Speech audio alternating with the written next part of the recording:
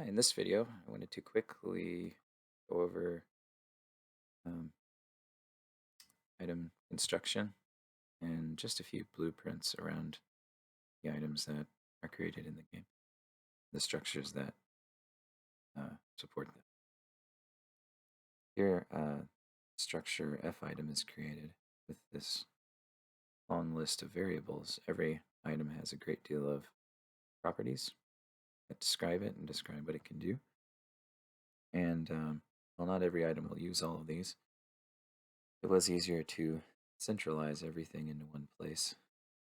So, a block of dirt may never have text. The book may. It's still easier just to have this here than to create multiple structures, I've found.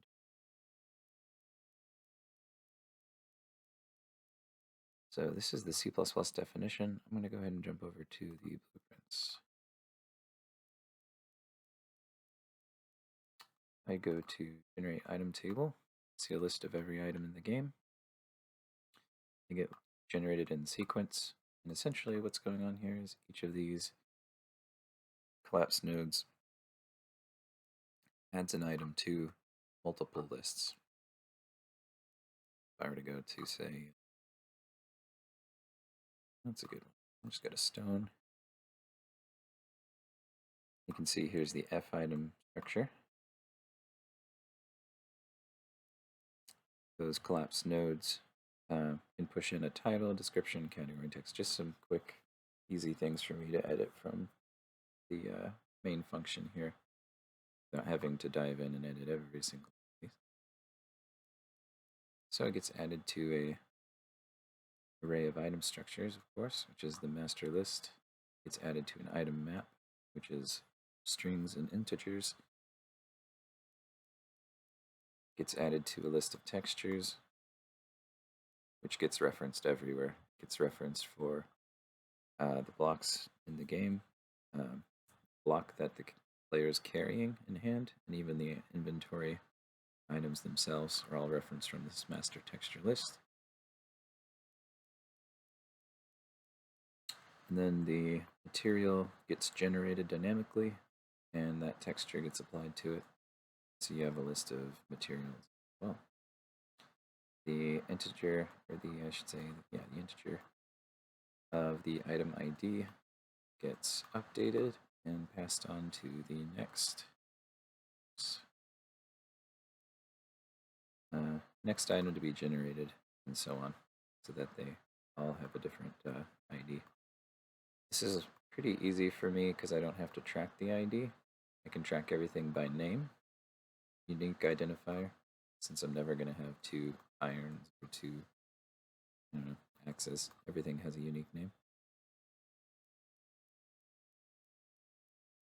Okay. So as you can see, my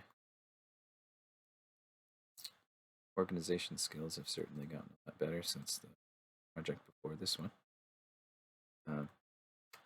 I also have the ability to kind of on the fly generate an item based on enemy properties. So if an enemy has a certain level, it'll generate items with higher levels of stats. Here's some of the crazy inner workings of that. I'm not going to go over too much about what's going on.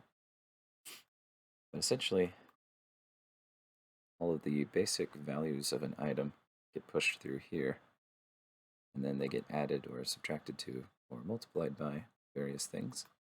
And then out comes an item with new stats on the other end, which matches the enemy level or player level, depending on how that worked out.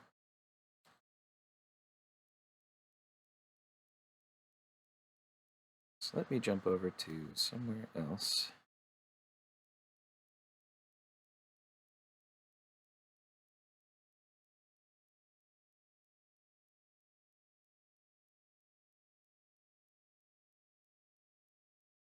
So again, I'm a little bit more organized this time around than my last project. I like to keep things in nice little boxes, and so on. Here I have a giant box, which is just development controls. So probably the messiest you'll see of anything worked on blueprints so far.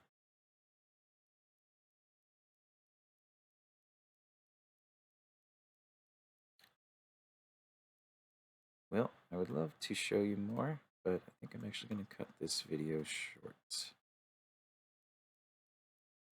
Alright.